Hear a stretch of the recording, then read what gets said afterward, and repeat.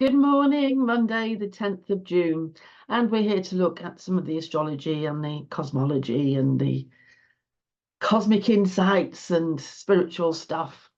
Okay, so the first thing we're going to do, as usual, is go to the chart for today. And to do that, I need to share. There we go. Okay, it's up there. Right, brilliant. Okay, so we last looked at this on Friday, of course, and I did say then that the moon will have moved into Leo, and here it is in Leo.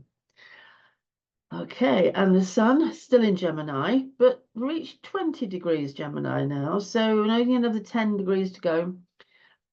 Venus still largely hidden behind the sun. In actual fact, it's sort of side by side now, but we still wouldn't be able to see Venus because of the light of the sun. So we still have a missing Venus in the sky. And I did want to make a note of something that's happening over here, and that is Saturn. So Saturn is at 19 degrees of Pisces.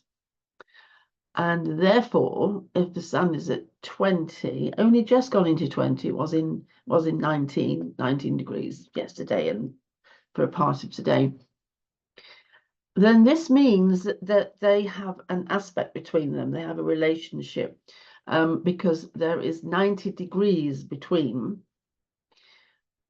Gemini and Pisces. And we know this because they're on the mutable cross.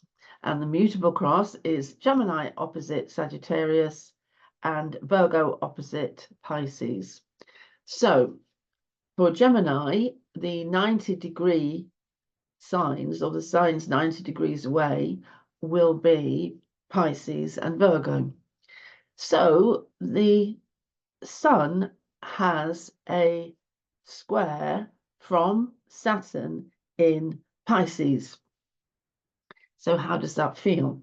Well, Saturn really is there to represent the female, but to also represent how we cope with restriction, how we cope with boundaries, how we cope with feelings that we haven't got resources, that we are not equipped for the job, and in actual fact, just sort of general depression, really. And what I want to do, I think, is cover this. So just in terms of the astrology for the last 24 hours, when it came to yesterday afternoon, perhaps in the morning, you may have felt the challenge come in, the sadness come in, the energy which Saturn describes. And it feels quite dour, and it feels quite like it won't let you have anything, like it's austerity. Like you can't keep warm, and you can't have nice things to eat, and you can't have something nice on the television. It denies us of things, and it is depressing. It does feel sort of depressing. So if you felt the energy or the mood lower, then you were getting it quite right. I'm going to stop sharing for a moment because I do want to talk about depression. I think it's very important for us to understand and understand depression and be fully equipped with the answers, the antidote, the knowledge and the understanding. And I think that's necessary because in this day and age, we don't seem to do the right thing with it. In days gone by, in days of old, there was a different understanding of Saturn's energy, of the fact that we had to have periods where we were in the down bit of the wheel or going along the bottom of the wheel. And it was deemed necessary because it is then that we are learning something. Now, what I want to do is just describe really the effects of being depressed on the body. First of all, it sensitizes it. So if you're looking at a flower when you're joyous and happy, you're looking at a flower, yes, you can appreciate it. But look at that again when you're depressed, and you will see finely detailed stamens and little things, veins and little dots of color that you couldn't possibly see when you were happy. It's because our eyes are not just our eyes, we're all sensitized to it. All of us is sensitized to.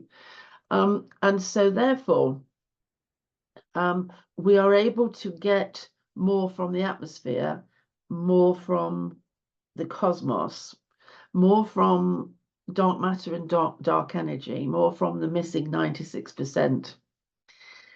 And this is very important for a certain reason. It's because this depression is going to teach us something that no amount of textbooks on astrology could teach you. You're going to learn something whilst you're depressed that you could not learn unless you were. There is nothing else for it. You have to be depressed to learn these lessons. And there is something very important about accepting this and letting it run its course, which, if it's a Saturn transit, is usually about 2 weeks, something like that. It's about allowing you and your body to be lowered into a place which is maybe dark, tranquil. Maybe you decide that you can't function, and so you're just going to lie in bed with a duvet. Nothing wrong with that for a few days. And I'll just describe it in soul and spirit language, if I may. So looking at the 4 elements of astrology. So we've got fire opposite earth, and we've got water opposite air. Now, the water and the fire have representation in the underworld, on the other side, in the multiverse, in dark energy and dark matter, in the missing 96%. There they reign as 2 different energies, one yin, one yang. So one pushing out, one pulling in. Now, when we are depressed, what is happening is our mind, which is air, and our spirit, which is fire, are being subdued. So you will feel as if you have no fire, have no energy. You will feel as if you just want to collapse on the settee, just sit in bed and gaze vacantly around the room. You might pick up a book, but really you'd just be holding it in front of you. It's as if your mind can't work either. Everything's gone into stasis. Does this sound familiar? Well, this is what nature wants you to do, to just go with it, to just relax into it. So relax back into the depression. Mentally feel around the walls, see where you are, but also feel for any feelings that you might capture. Is there anything that you can guess at or sense? Is there something that seems to be coming through your skin, like gnosis and understanding? They have a lovely word in science, osmosis, so that the water passes through the cells of the plant in a way that is called osmosis, just seeping through. So the soul at this point can actually do some work, and you can do something with your soul, which you cannot ordinarily do, because when mind, which is air, is chattering away, or fire, which is spirit, is charging out there, rushing forwards energetically, the soul cannot be heard. Now, I say not be heard, and I think that's not a good word to use, because it implies that the soul is going to talk to you, but it is not. The soul can only feel, can only seep. It can only move in a silent way, like a sea fog. But there is the right equipment inside of you to pick up the signals of the soul and to understand the osmosis, to at the end of a depression, so let's say it takes 2 weeks. At the end of that, you will have been given something, or your soul would have been given something, sort of like an update, really, I suppose. If it was a computer, it would be an update that you could not get in any other way. You couldn't read books and get this wisdom. There's nothing else you can do but to relax into a good old depression, as I say. Have a lovely depression, have a good depression. So, you know, if you feel like just going to bed, go to bed, and wallow in it. Lie back and say, oh, I'm just going to wallow in this, because you're doing something really good for yourself and really good for your soul, and that is giving it time and space, away from the chatter of the mind, away from the energetic energy of the of fire, energetic energy. Well, words again. So just going back to depression, it's a chance for you, the body and the soul, two feminine parts of you, to communicate. If you are somebody that likes to meditate, then this is a good time to do it, because you are able to capture things that you can't capture when you're in a different mood. And I think what we have come to expect in the 20th century and now the 21st century, I think we've come to expect that there should be a way that we could not be depressed. There should be a way that we should take a few pills and it'll go away.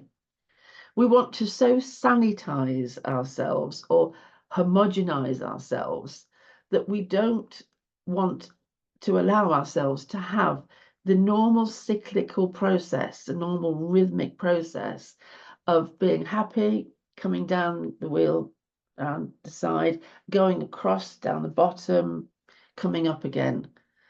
But that's exactly what we should do, because our whole world is made of these revolutions, and of sinking and of rebirth. We just have to look at the sun to see that it is fundamental. Spinning, which causes rising and setting from our point of view, is fundamental to our solar system and our existence, and it introduces the idea of rising and setting. So the spinning, just take spinning, yeah. So like in the formation of the solar system, things began to spin around each other, and it just got faster and faster, and then eventually minerals and pieces of chemistry I don't know anything of, they sort of start to get into a formation because of the spinning. They get into certain places.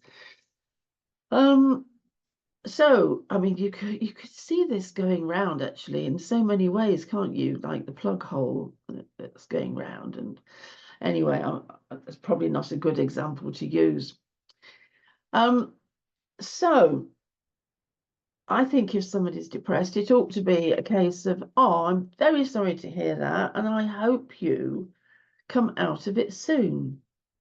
And that, for me, is the best thing to say, because what we don't want to be saying or shouldn't be saying is, oh, cheer up, don't be silly.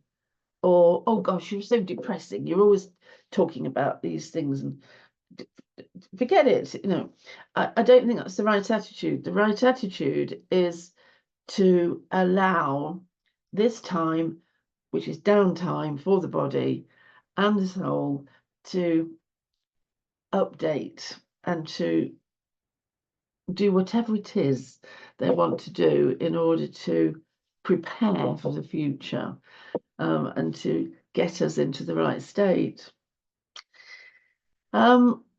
This is very good for us, and you may notice certain things. The tone of your voice might change during this period. You you might start to pronounce things differently. You might learn about the buses, which you never wanted to know about before. We're taking our time, we're doing things differently. And so we have to make our steps smaller and make our impact smaller, because we really would be better off just tiptoeing at this point. Not that we're not going to have the fun of masculine. It is possible, but it is affected by the depression, that's true. So it is a little jaded. Anyway, so that's one of the skills that I want people to learn, really, because there's a lot of fear when we consider that we might be depressed. There's this great fear. I don't want to be depressed.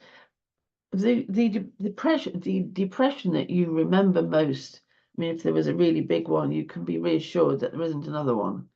You know, the lessons that you need to get during these periods of very low activity, you've probably already got most of them anyway, so it's just whatever's left that you have to feel. And as I say, feeling, water doesn't speak, it doesn't hear, it doesn't, it just, I keep saying feels, it resonates, it feels, it's like a giant ocean, and you've got a scuba diver on the bottom, and you try to talk to him, and all you get is bubbles, and you try to talk back, and you can't understand what you're saying. The water's stopping a dialogue. Well, it's kind of like that. A dialogue is being stopped, and just so that you can communicate it in a different way, if that makes sense. Okay, now, so what I need to do, so we're still sharing. Let's just get to 1 second. There we go. Right, so I've stopped the share, and what I need to do now is my beagle has just come in. This little Bonnie has been barking at the neighbours, get me into trouble. Right, yeah, so it was the Sun-Saturn thing, and so yeah, I think we've pretty much described that. That's good. Sorry, Saturn in square with Venus, because of course Venus is right next to the Sun at the moment.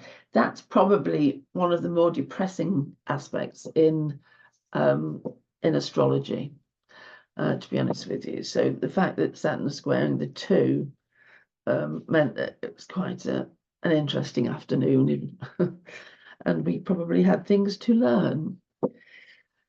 Right, okay, another opportunity for personal growth. That's the thing, isn't it? Okay, last thing, Mars has come out of Aries now and has gone into Taurus. This means that those with a lot of Aries in their birth charts are going to feel the loss. It's as if the generator has been taken